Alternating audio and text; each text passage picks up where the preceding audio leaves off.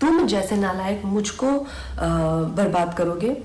तुम लोगों के बाप दादाओं को भी मैंने लोहे के चने चबाए हैं। आज मैं अगर तुम लोगों जैसे लोगों की चलती ना मूवी माफिया और तुम जैसे सड़े हुए सूडो जर्नलिस्ट की चलती, तो आज मैं इंडिया की टॉप एक्ट्रेस और हाईएस्ट पेड एक्ट्रेस नहीं होती।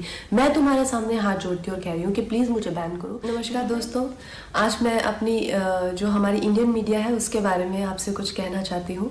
लेकिन मैं ये ज़रूर कहूँगी कि ऐसा नहीं है कि हर जगह अच्छे लोगों के साथ में कुछ बुरे लोग भी होते हैं। और जो मीडिया है उसने जितना मुझे प्रोत्साहित किया है, जितना मुझे प्रेरित किया है, इतने अच्छे सलाहकार, इतने अच्छे दोस्त जो मुझे मीडिया में मिले हैं, मैं कहूँगी कहीं ना कहीं मेरी सफलता में उनका बहुत बड़ा हाथ है। उनकी मैं हमेशा आभारी रहूँगी।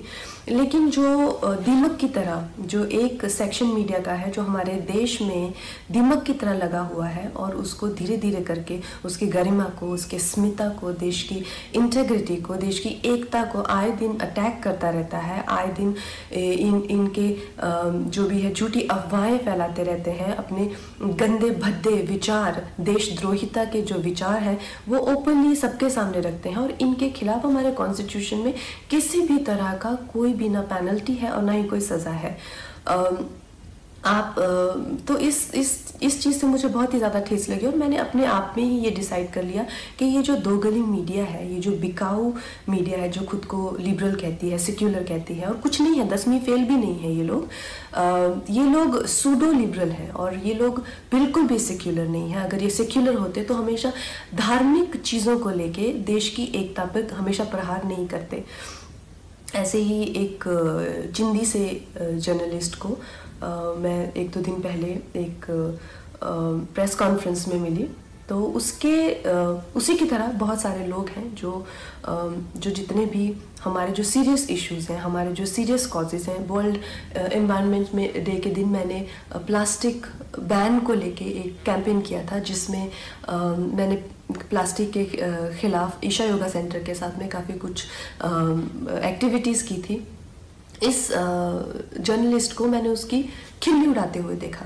फिर मैंने काउ स्लॉटर के अगेंस्ट, एनिमल क्रूलिटी के अगेंस्ट एक कैंपेन किया, उसका भी ये मजाक उड़ा रहा था। एक शहीद पे मैंने फिल्म बनाई, उसके नाम की खिल्ली उड़ा रहा है। और प्लीज़ आप ये गौरतलब ये है कि इनके पास किसी भी तरह का कोई तर्क वितर्क, समीक्षा या विचार, जो कि एक पत्रकार का हक है, उस तरीके से नहीं गाली गलौज करके, गंदी बातें लिख के, प्रोफेशनल ट्रोल्स जो हैं खुद को मुफ्त का खाना खाने पहुंच जाते हैं ये हर जगह प्रेस कॉन्फ्रेंस पे।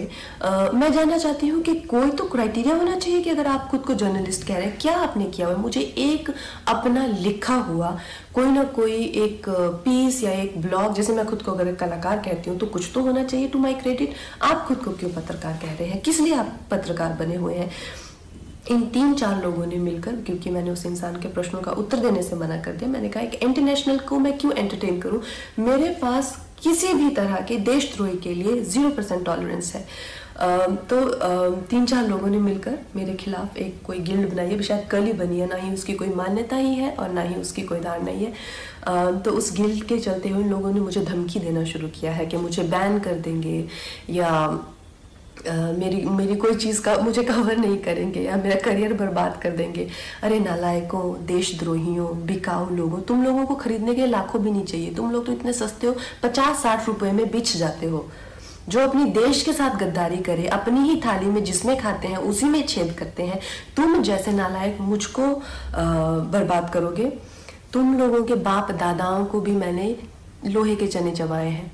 आज मैं अगर तुम लोगों जैसे लोगों की चलती ना मूवी माफिया और तुम जैसे सड़े हुए सूडो जर्नलिस्ट की चलती, तो आज मैं इंडिया की टॉप एक्ट्रेस और हाईएस्ट पेड एक्ट्रेस नहीं होती।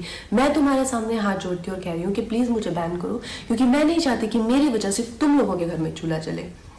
और इससे ज़्यादा बड़ा एहसान आप मुझ पे नहीं कर सकते कि आप मुझे बैन कीजिए। और जो भी मेरे भाई बहन इस देश के जो युवक युवतियाँ हैं जिन्होंने इन लोगों का बहिष्कार किया है, और जब मणिकर्णिका फिल्म भी आई थी और मूवी माफिया उसके अगेंस्ट पूरी गैंग अप हो गई थी, तो इन बच्चों ने इतने अच्छे तरह से हर दिन we stand with Manikarnika trend किया, उस फिल्म को बहुत सफल बनाया। फिल्म ने 150 करोड़ से ज़्यादा का बिजनेस किया।